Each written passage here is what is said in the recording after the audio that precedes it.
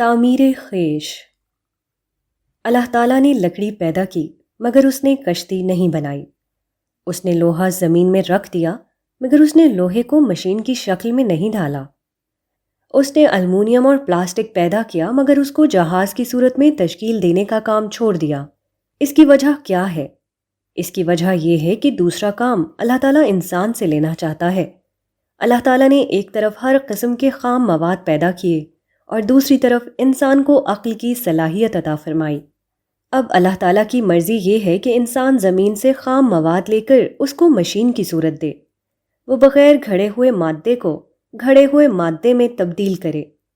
یہ فطرت کی قوتوں کو تمدن میں ڈھالنے کی مثال ہے۔ ٹھیک یہی معاملہ انسان سے بھی مطلوب ہے۔ اللہ تعالیٰ نے انسان کو ایک بہترین شخصیت عطا فرمائی۔ فطرت کی سطح پر اس کو اعلیٰ ترین وجود عطا فرمایا۔ تاہم یہ انسانی شخصیت اپنی ابتدائی صورت میں ایک قسم کا خام مواد ہے۔ اب یہ کام خود انسان کو کرنا ہے کہ وہ خدا کے دیے ہوئے اس ابتدائی وجود کی تشکیل نو کرے۔ وہ فطرت کے سادہ ورق پر اپنا کلام تحریر کرے۔ یہی انسان کا امتحان ہے۔ اسی معاملے میں کامیابی یا ناکامی پر اس کے مستقبل کا انحصار ہے۔ انسان سے یہ مطلوب ہے کہ وہ اپنے شعور کو معرفت میں ڈھالے، اپنے احساسات کو ذکر الہی میں تبدیل کرے، وہ اپنے عمل کو ربانی کردار کی صورت میں ظاہر کرے، وہ اپنی شخصیت کو آخر تک خدا کا بندہ بنا دے۔ ایک انسان وہ ہے جو ماں کے پیٹ سے پیدا ہوتا ہے، دوسرا انسان وہ ہے جس کو ہر شخص اپنے آپ بناتا ہے۔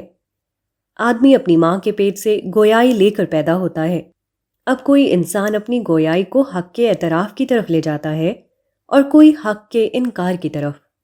آدمی اپنی ماں کے پیٹ سے اعلیٰ صلاحیت لے کر موجودہ دنیا میں آتا ہے۔ اب کوئی شخص اس صلاحیت کو فوری فائدے کے حصول میں لگاتا ہے اور کوئی اس کو اعلیٰ مقصد کے لیے وقف کر دیتا ہے۔ ہر آدمی کی فطرت کی ایک زمین ہے۔ کوئی اپنی زمین پر کانٹے اگاتا ہے اور کوئی ہے جو اپنی زمین کو پھولوں کا باغ بنا دیتا ہے۔ کوئی اپنے آپ کو جنت کا باشندہ بناتا ہے اور کوئی جہنم کا باشندہ۔